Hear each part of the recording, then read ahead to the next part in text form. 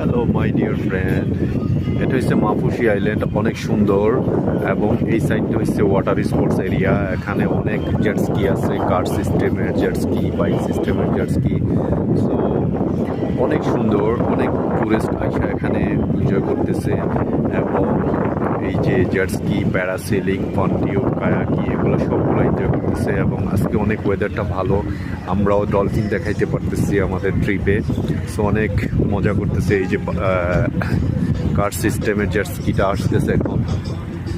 তো আপনারা যদি মজা করতে চান, এনজয় করতে চান, সো আপনারা আসেন মালদ্বীপ মাফুসিতে, অনেক মজা করবেন, অনেক এনজয় করতে পারবেন।